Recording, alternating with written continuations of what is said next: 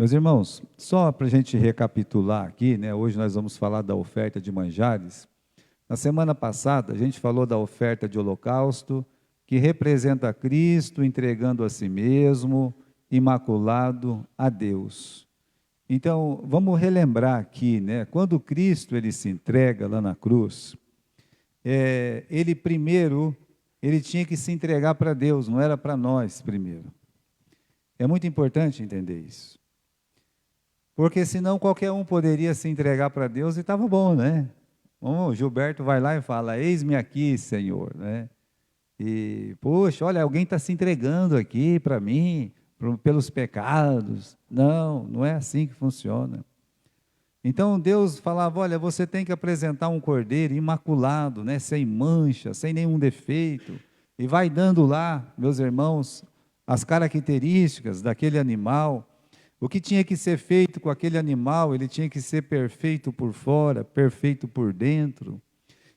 Para simbolizar o quê? Que o holocausto, ele representa a entrega de Jesus para Deus como aquela pessoa perfeita. Para Deus analisar, antes de Jesus suprir a nossa necessidade, ele tinha que fazer o quê? Cumprir a exigência de Deus. Então, Deus, ele só aceitaria uma oferta perfeita, completamente perfeita. Aquela oferta que seria a última das ofertas, como ensina o livro de Hebreus. Então, nós não precisamos hoje nem de bode, nem de ovelha, nem de novilha, nem de passarinho. Você não precisa de nada para chegar em Deus e dizer, eu vim aqui confessar os meus pecados. Você não precisa de nada. Sabe por quê? Porque Cristo, ele se ofereceu a si mesmo imaculado. E o Pai, ele olhou e viu Jesus. Viu Jesus nos seus pensamentos, nas suas palavras, nas suas ações. E ele podia dizer, esse é o meu filho amado que me dá alegria. Ele podia olhar e ver, né, que ele era assim. Esse é digno, como canta lá em Apocalipse. Esse é digno, né? Então, irmãos, o sacrifício como o holocausto representa isso, né?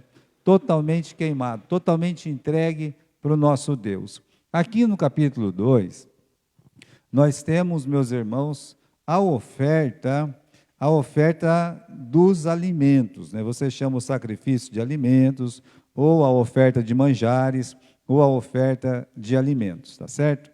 Então, olha lá, o que apresenta aqui, né? Apresenta Jesus como homem. Mas a gente já não viu a semana passada que ele era o homem perfeito? Sim, na apreciação de Deus, né?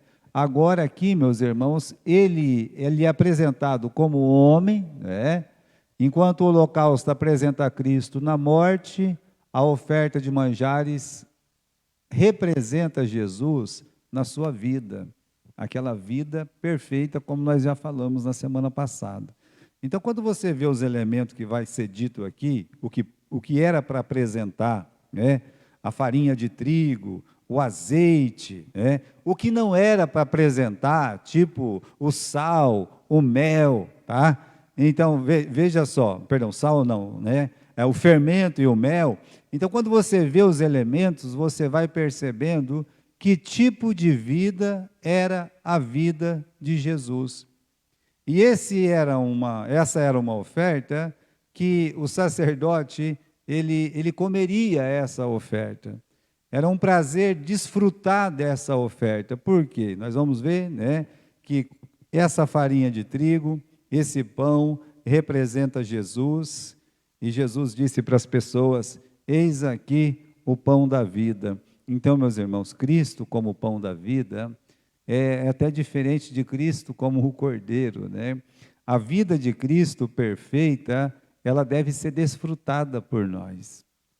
Cristo, como ele é apresentado para nós nas Escrituras, aquela vida santa dele, imaculada, para nós é um presente de Deus. Então, quando a gente entra nos detalhes, né, a formosa figura de Cristo, como ele viveu, como ele andou, como ele serviu o Pai aqui na terra, né? Então, esse é o tema do capítulo 2. Dá uma olhadinha lá do significado da palavra manjar. Bom, para nós aqui, meus irmãos, se você ler no português, no dicionário, é uma substância alimentar, né? Aquilo que fortalece, que deleita. Olha, tem um sentido aí, né? Alimento, deleite, por isso que eu coloquei aí, né? Em negrito ali. Só que no hebraico, a palavra manjar significa presente. Por quê? Né? Porque essa oferta, ela representa Jesus como um presente que Deus deu para nós. Veja que o evangelho resumido é João 3,16. E no livro de João, no capítulo 3,16, diz o quê? Olha, Deus amou o mundo de tal maneira que fez o quê? Que deu o seu Filho unigênito. É um presente. Jesus é o grande presente de Deus para a humanidade. Então, a palavra manjar em hebraico significa um presente, uma oferta, um tributo, né? Então, você vê, tem os dois sentidos. Então, a oferta de manjar tem esses dois sentidos. Primeiro, Jesus, ele é um presente de Deus para nós. Segundo, ele é um alimento, porque aqui está falando de pão, né? Então, tá certo. Então, ele também é o nosso alimento diário que deleita o nosso espírito. Você sabe que eu estava olhando, né? E eu estava me lembrando da última vez que eu conversei com o irmão Félix. Estava naquele tempo da pandemia e a filha dele, meus irmãos, assim, olhou, sabe? Aí, quando ela me conheceu, deixou eu entrar, mas estava todo mundo de máscara, vocês sabem como é que é, né? Lá na casa dela, na casa dele, né? E também eu estava de máscara, tudo. Aí ela, o pastor Gilberto, aí colocou uma cadeira daqui na Mariazinha para mim, o irmão Félix, né? Aí ele pegou, ele estava de andador, ele chegou bem pertinho, né? E queria conversar, queria aquele contato. Mas uma palavra que ele disse, irmãos, se encontra no Salmos, capítulo 37. Ele falou assim, eu estou vivendo, pastor, assim, com aquele texto, deleita-te no Senhor, né? Então ele falando assim, o Senhor é a minha delícia, ele repetia isso, sabe? Como, olha, a minha vida, quase 100 anos aqui, né? Penso eu, e o que um homem de 100 anos pode aproveitar essa vida? Ele dizendo que ele aproveitava cada tempo da vida dele para se deleitar, para ter, meus irmãos, esse prazer no Senhor Jesus. Então eu fico imaginando, né, a pessoa levando aquela oferta que não era de sacrifício, o prazer que ele tinha de levar e desfrutar daquela oferta. E o sacerdote também desfrutar daquela oferta. Que prazer maravilhoso, né? Ontem eu estava, né, fui lá em Pompeia rapidinho, fomos naquela universidade da família, eu e o irmão Schoit, eu disse, irmão Schoit, ó, o Alexandre mora do lado aqui, bora lá, né? E aí, só viramos o quarteirão, chegamos lá na casa do Alexandre, a irmã Solange estava amassando um pão, né? Amassando o pão, né? Aí eu fiquei pensando, né? Puxa vida, se eu chego umas 4 horas mais tarde aqui, né? Eu cheguei e estava fazendo, né? Infelizmente estava fazendo, né? Eu não cheguei na melhor hora. Por que não é a melhor hora? Porque se eu chego 4 horas depois, né, já estava pronto, correto? E por que a pessoa amassa aquele pão? Por que a pessoa fica lá e tal? E você que já viu a sua mãe fazer isso, eu creio, eu vi a minha fazer, sei que muitas mães fazem, não é? Mas que prazer que você tem do quê? Depois que amassa o pão, vamos falar a verdade, o prazer é o quê? É ir lá e comer o pão. Não tem, meus irmãos, não tem igual, sabe?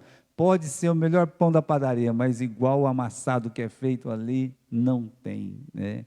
Então, Jesus, ele é um presente de Deus para nós, mais do que isso. Ele é o nosso deleite, ele é o nosso alimento para a gente poder se deleitar nele, ter esse prazer. Então, meus irmãos, essa oferta simboliza Jesus como presente, como alimento. Então, vamos reparar aqui no versículo 1, né, do capítulo 2, quando alguma pessoa oferecer oferta de alimentos ao Senhor, a sua oferta será de flor de farinha. Olha lá, farinha de trigo, lembra pão, né? Então, quando você lê aí, oferecerá flor de farinha, farinha, calma lá, flor da farinha, é pão, né? Então tá lá, olha, Jesus disse, meu Pai vos dá o verdadeiro pão do céu, porque o pão de Deus é aquele que desce do céu e dá vida ao mundo. Olha o que ele diz, eu sou o pão da vida, aquele que vem a mim não terá fome. Então Jesus, meus irmãos, ele é o pão da vida, mas ele próprio está dizendo aqui, o quê? Que o Pai é que deu esse pão, e não é qualquer um não, é um pão que desceu do céu, é um pão que alimenta. Então quando está falando aqui, quando alguma pessoa for fazer uma oferta de alimento, né, vai oferecer o que lá? Flor de farinha, o pão. Então, na verdade, representa o nosso Senhor Jesus Cristo. Essa oferta representa o nosso Senhor Jesus Cristo. Agora, irmãos, vamos continuar aqui. A humanidade de Jesus é uma verdade que ela precisa ser aceita e crida. Por quê? Porque quando fala de pão, também está falando de humanidade do nosso Senhor Jesus Cristo. O verdadeiro pão que desceu do céu. Bom, até aí tudo bem? Então você tem que lembrar que está apresentando Jesus como homem. Jesus, o homem. Ele é perfeitamente, inteiramente homem, ele é perfeitamente, inteiramente Deus, o nosso Senhor Jesus Cristo. Não crê nisso. Agora, você pode até falar assim, mas entender é mais difícil. Você já tentou entender um milagre de Deus? Já tentou entender um milagre de Deus? Já? É? Como é que você vai entender um milagre de Deus? Milagre não se entende. Milagre se festeja, se crê que vai acontecer, se festeja quando acontece. Assim são com muitas doutrinas da palavra de Deus. A fé, meus irmãos, ela vem por ouvir da palavra de Deus. A fé não vem porque o seu olho é bom, ou porque você tem a cabeça muito boa, muito entendida, ou porque você, né, tem um olho muito bom para ver alguma coisa. Não, não, não. A fé, ela vem por ouvir, o ouvir da palavra de Deus. Então, aqui está, Jesus, ele é apresentado nas Escrituras como um perfeito, verdadeiro homem, como um perfeito, verdadeiro Deus. Então, eu prefiro dizer para os irmãos da igreja, eu leio, eu creio, sabe? E eu adoro. É assim que eu prefiro dizer? Então, irmãos, tem dois erros comuns. Uns falam assim, Jesus era somente homem, ele não era Deus não, né? Outros dizem que ele é somente Deus e não é homem. Essas duas considerações erradas se encontram nas Escrituras, tanto em João capítulo 6, quanto em 1 João capítulo 4. Né? Então você vai lá, você entende o quê? Eles estão desafiando a divindade de Cristo em João e desafiando a humanidade de Cristo lá em 1 João. Qual que é o problema? Bom, né? Se ele é somente homem, então ele não é um Deus eterno. Tá? O verbo que se fez carne, ele é apenas um filho de Maria e José. Se ele não é, meus irmãos, Deus, então ele nasceu de Maria e José. Como você nasceu aí, eu nasci do Geraldo e Gessi, tá certo? Então, cada um de vocês tem uma origem pai e mãe. A gente não é o verbo que se fez carne, né? Que é o santo que há em ti, né? Não, não. E eu não sou. Só que Jesus, ele é. Então, ele não é, meus irmãos, um homem como nós, né? No sentido de que nasceu de um pai e uma mãe. Mas ele é homem, tá? Se é somente Deus, então toda a sua tentação, toda a sua luta contra o mal não teria valor, né? Portanto, é apenas um espírito místico que não seria capaz de morrer. Então, se ele é só homem, ele não é Deus. Então, se ele é só Deus, e a provação? Porque o livro de Hebreus tenta falar muito sobre isso, né? Sabe aquele sofrimento que Jesus sofreu? Aquele abandono? Você já se sentiu abandonado, desprezado? Você já se sentiu assim, né? Triste, choroso, está com alguma dor? Dor mesmo, física? Está com alguma dor no coração, tal? Lembre-se, Jesus como homem, ele sofreu tudo isso. Sabe por quê? Ele sofreu para te ajudar, para você poder olhar pela fé e dizer assim: Senhor, me ajuda, me ajuda. Você acha que Jesus sofreu à toa isso? Não, ele sofreu por mim, por você, né? Sofreu para meus irmãos poder olhar e a gente olhar para ele também, né, e dizer: olha, Jesus passou por isso, ele suportou isso, eu posso suportar também. Olha a força que isso nos dá, saber que Jesus, como homem, passou por tudo aquilo e ficou firme, sem pecar. Então, olha, nós podemos passar por muitas coisas. Mas eu não fui forte. Mas tente de novo, e de novo. Olha para Jesus e vai, e dizendo: olha, né, eu aqui, eu vejo em Cristo o meu exemplo, né? Ele sofreu, então eu também posso sofrer. Ele venceu, eu também posso vencer. E se eu não vencer, pelo menos eu olho para Cristo e disse: Cristo venceu por ele e ele venceu por mim. Então Cristo, irmãos, ele é um verdadeiro homem, como nós somos um verdadeiro homem. Continuando aqui, a Bíblia diz que Jesus, ele vem em carne. Isso aqui você encontra em diversos textos da Bíblia, tá? Os evangelhos ensinam o quê? Que uma virgem o concebeu. Ele veio em carne, né? Paulo diz que ele foi nascido de mulher. Jesus afirmava, né, ser homem, tá? O filho do homem, ele dizia. O Espírito Santo ensina que o verbo se fez carne. Deus se fez carne. O verbo é Deus, então Deus se fez carne. Agora, se Jesus não nascesse homem, então não podia cumprir a primeira das profecias. Porque a primeira das profecias é a vitória do filho, da semente da mulher, sobre o quê? A serpente.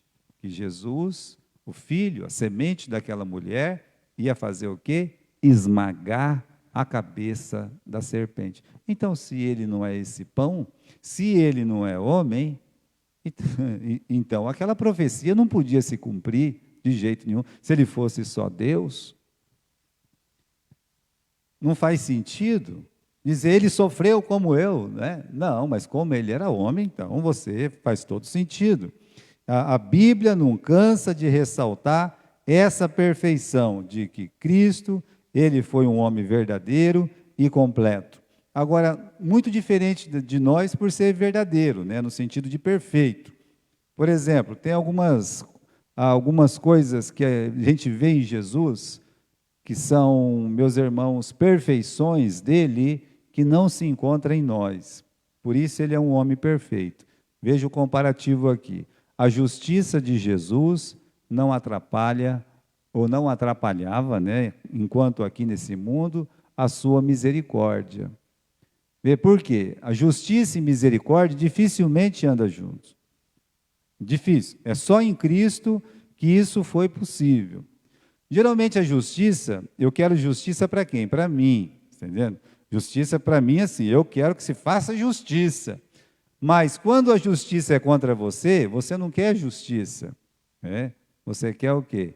Você quer a misericórdia. Você bate o carro, né? Se você tiver certo, você quer o quê? Justiça. E se você tiver errado? Misericórdia. Por isso que essas coisas não se combinam no homem. A própria natureza nossa não quer essas coisas juntas. Uma pessoa faz um mal para você, você quer justiça. Mas quando você faz um mal para a pessoa e você depois está na pior e ela está na melhor, você quer misericórdia, né? Já em Cristo você via, por exemplo, no caso daquela pecadora, né? E Jesus olha para ela, né? Diz: olha, eu também não te condeno, mulher, mas vai e não peques mais. Você vê na mesma história a justiça e a misericórdia de Deus naquela situação, né? Ele olhava para um fariseu e chamava do quê? De hipócrita. Você é um hipócrita, seu fariseu, né? Mas aí ele olhava, meus irmãos, para pecadores, para meretrizes, e aí então ele estendia a mão para salvar. Então você vê em Jesus toda a justiça e a misericórdia juntinho, né? Então em Cristo você encontra esse laço dos dois. A benevolência não atrapalha a economia, né? Então, ele olha para aquela multidão que não tem o que comer. Bom, os apóstolos disseram: nós não temos dinheiro para tanta gente, né? É melhor pegar e mandar eles embora. Eles vão comer cada um na casa deles. É verdade. De certa forma, os apóstolos não estão errados, né? Porque cada um tem casa, então eles vão para cá, só que eles estavam com fome. E então Jesus estava vendo o momento ali, aquela fome do momento, né? Então Jesus olha e diz: não, dai vós o que comer para eles, né? E outra coisa, né? Quando, meus irmãos, sobrou os 12 cestos de pães, o que ele fez? Ele guardou. Ele não ia fazer que, né, o Silvio Santos vai ficar jogando, não, né? O que ele fez? Olha, vamos guardar tudinho. Todo mundo comeu? Todo mundo comeu. Então, o que sobrou? Guarda, tá? Então, você vê o homem perfeito. É aquele que não é pão duro, mão de vaca, mas também que não fica esbanjando e desperdiçando. Não era mesquinho nem extravagante. E sujeito às autoridades, né? Veja, irmãos, isso é uma dificuldade para o ser humano, ser sujeito às autoridades. A primeira autoridade você encontra a do próprio Deus, né? O seu dever de amar a Deus. Mas aí te coloca diante de um semelhante que é mais próximo. Honra o teu pai e a tua mãe. Agora, meus irmãos, honrar um político não é fácil, né? Honrar, meus irmãos, uma autoridade ali, da segurança pública, também não é fácil. Mas olha, Jesus, ele honrava, né? Dai a César o que é de César, a Deus também o que é de Deus. Os pais dele, a Bíblia diz a palavra aquela, que ele era sujeito aos seus pais. Por isso, você vê as perfeições de Cristo, e quando compara com os homens aqui, né? Olha a diferença dos homens, né? A nossa benevolência uma pessoa muito bonzinha, meus irmãos, gera como é que é a palavra aqui? Prodigalidade, né? Sabe? Uma pessoa sem responsabilidade. A nossa economia, eu não vou ficar gastando, tal. Quando a pessoa fala, eu sou aquela pessoa tipo Jesus, eu sou econômico, eu guardo aquilo que já dei, então, já comeu? Já, então eu guardo. Não, geralmente é assim, a pessoa nem comeu, ainda já está tirando o pão da mesa, é diferente. Então, o ser humano, meus irmãos, não consegue juntar as coisas. A nossa justiça faz de nós fariseus, como eu falei, né? E a nossa misericórdia faz a gente aceitar todo e qualquer pecado continuado, assim, tá, né, condescendente com o pecado. Ou a gente é um herodiano, né, no sentido, dá a César, tudo é de César, né, tudo é de César. Ou a gente vai ser um anarquista e não vai respeitar ninguém. Veja a diferença de Jesus, como ele era completo em tudo. Tudo, né? Porque uma coisa é a gente falar, olha, eu creio nisso. Outra coisa bem diferente é o seu agir, é o seu andar, é o seu viver. Então ele vivia assim, meus irmãos. Você não via uma pessoa egoísta, você não via uma pessoa desperdiçadora, você não via uma pessoa rebelde, você não via uma pessoa, né, que estava lá exercendo justiça sem misericórdia. Pelo contrário, uma temperança maravilhosa, perfeita. Então, quando você vê ele nos evangelhos, é aquele homem perfeito. Se coloque na situação de Jesus, né? Em alguns momentos que ele viveu, com aquelas pessoas falando um monte de coisa. Pensa bem, cada caso que eles contavam para Jesus, a gente tem que pagar imposto? Tem, Jesus falou, tem, ué, tem que pagar, né? Ah, uma mulher aí, né? Ah, o marido dela morreu, depois morreu outro. Ô, louco, né? Tá, olha, se tem um caso desse na vida, não tem um caso desse na vida. Mas eles contaram um monte disso para Jesus. Veja que como ele respondia cada uma dessas situações que nós não temos resposta. Mas um homem perfeito, um homem sem pecado, ele sempre tem uma resposta.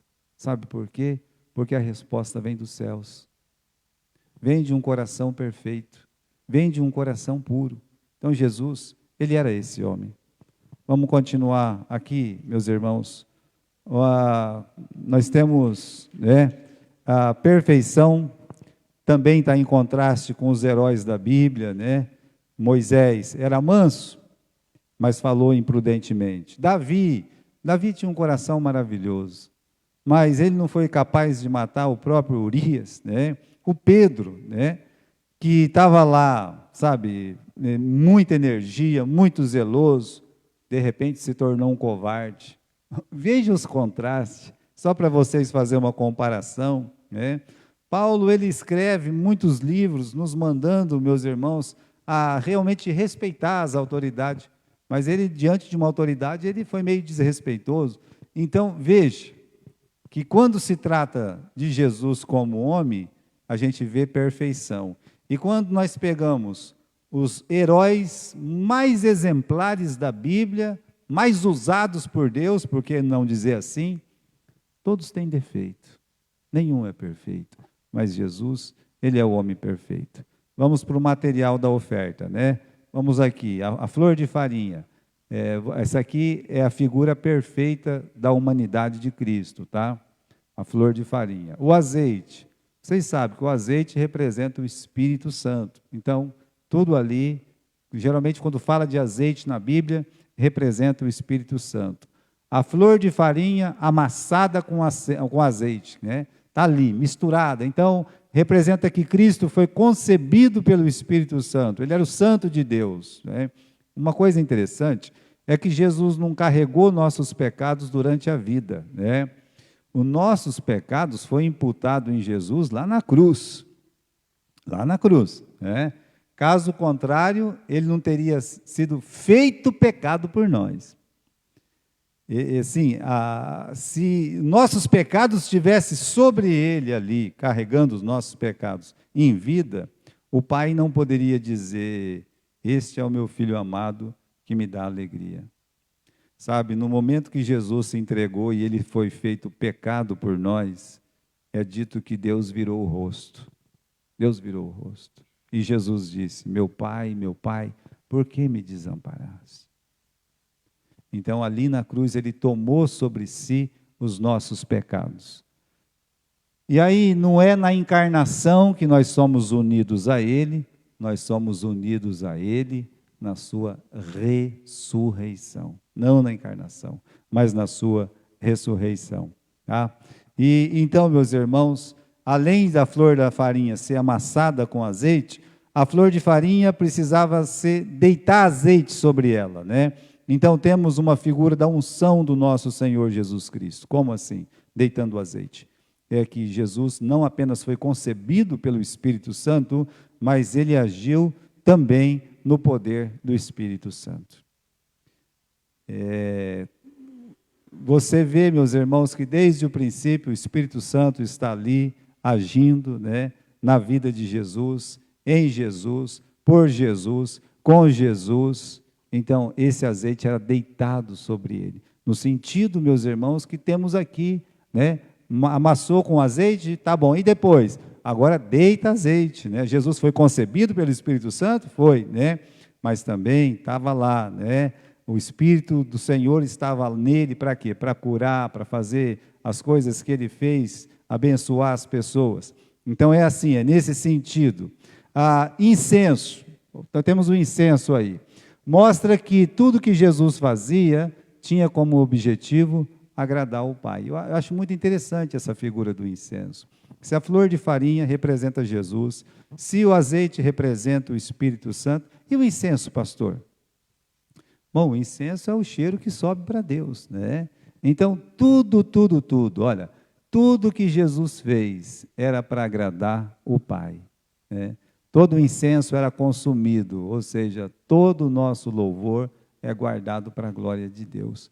Então, irmãos, ele não olharia para uma pessoa, ele não falaria com uma pessoa, ele não sairia no meio de algumas pessoas, como ele saiu algumas vezes, ele não ficaria em silêncio, como ele ficou algumas vezes, e ele talvez não falaria firme, forte, como ele falou algumas vezes, se não fosse para agradar quem? O Pai. Então, tudo que ele fez, tudo é para agradar o Pai, né? Então, olha, quer comamos, quer bebamos, quer façamos qualquer outra coisa, devemos fazer para quem? Para a glória de Deus. Então, Jesus, ele, meus irmãos, ele demonstrou isso na vida dele. Então, ele não queria agradar a si mesmo. E tem uma outra coisa que ele não queria agradar o pai dele, ele não queria agradar a mãe dele, ele não queria agradar os irmãos dele, ele não queria agradar os vizinhos, ele não queria agradar aquela moça ali ou aquele rapaz lá. Não. Ele queria agradar a Deus. Como deve ser a vida de um crente? A gente tem que estar ali para agradar a Deus. Se você vai agradar o homem, você vai desagradar a Deus, não tem jeito. Vai chegar um momento. E não estou falando que você não deve honrar os pais, que você não deve amar seus pais. Não é isso. Mas se o seu pai, se a sua mãe, se uma pessoa conhecida que você gosta, te coloca contra as Escrituras, você tem que olhar e dizer, não, né, não é assim não. Antes eu tenho que obedecer o meu pai, eu tenho que agradar o pai, né? Eu não é para agradar vocês, não. Lembra os irmãos dele, né, falando, você quer ser visto? Então, você tem que fazer mais milagre para ser visto. Tem que fazer milagre lá em Jerusalém, né? Querendo, impor condições para ele, né? Mas ele disse, ainda não é chegada a minha hora, tá? Não é. Quando sair algum milagre, quando sair alguma virtude do nosso Senhor, era para agradar a Deus, não a Ele próprio, tá? Não a Ele próprio. Tanto é que no Getsêmani ele fala o quê? Pai, né? Seja feita a tua vontade, né? A tua vontade. Se podes, passa de mim este cálice, mas não seja feita a minha vontade, mas a sua vontade. Não é para me agradar, mas para agradar o Pai Celeste, a Deus. Então é isso que representa o incenso. E o sal, né? Outro elemento que tem aí no capítulo 2 é o sal, que representa o caráter imaculado, perfeito de Cristo, né? Proveitoso ao homem. Por isso que Paulo fala de uma palavra temperada com sal, né? Meus irmãos, temperança nas palavras. Tem gente que não quer machucar ninguém. Não é bom isso. E tem gente que quer sempre machucar alguém. Não é bom isso. Porque aquela pessoa que, eu não quero machucar ninguém. Geralmente uma pessoa assim, se ela tiver um filho, o filho vai ser muito indisciplinado. E se ela nunca vai poder ser um líder lá no serviço dela também, por quê? Porque um líder, querendo ou não, vai ter uma hora que ele vai ter que falar uma palavrinha. Qual palavrinha? Não é assim? Então, por isso que tem que ter temperança. Você falar o que tem que ser dito. Não é para magoar, né? Não é para ficar as pessoas se agradando, mas agradar a Deus. Jesus, ele foi gentil, ele foi amável quando precisava, né? Foi justo, foi verdadeiro. Olha lá, né? Na sinagoga em Nazaré, ou na sua concepção de Herodes, falando dos fariseus, aí o tom mudava, tá? Então, né, lá na cidade que ele nasceu, ele criticou a incredulidade dos nazarenos. Mas ele foi meio deseducado, né? Foi meio indelicado. Não, ele não foi indelicado. Ele falou a verdade. Ele olhou para os fariseus, ele sempre comia na casa de um fariseu, aceitava almoçar, jantar, conversar com os fariseus, mas quando ele lia a mente, o coração daqueles fariseus, ele tinha que dizer a verdade, vocês são hipócritas. Por que hipócritas? Era só Jesus sair de perto, eles começavam a falar mal de Jesus. Então Jesus olhava para eles e falava: vocês são hipócritas, né? Hipócritas. E de Herodes, chamando Herodes de raposa. Ele não foi nem um pouco gentil, não foi nem um pouco. Ele foi sincero, né? Porque ele era uma raposa mesmo. Então, irmãos, um discurso popular pode agradar muita gente, mas o temperado com sal não vai ser. Olha o Sermão da Montanha. O Sermão da Montanha, para nós, é uma paulada na cabeça, né?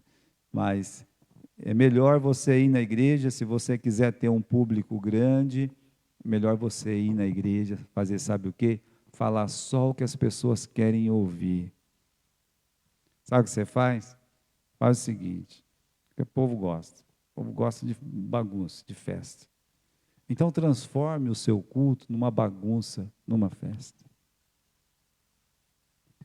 As pessoas não gostam muito que fala de pecado, não fala de coisa assim. Exatamente isso. Faz que nem esse pessoal da internet, fala palavra motivadora lá, sabe? Isso atrai, isso ajunta, isso faz muita coisa, mas foi isso que Jesus fez? Pense bem. Foi isso que Jesus falou, ensinou? Não. Então, irmãos, Jesus, vou estar lá, né, ele está representado nessa oferta, nesses elementos da farinha, do incenso, do azeite, né, que era deitado junto com a farinha, o Espírito Santo.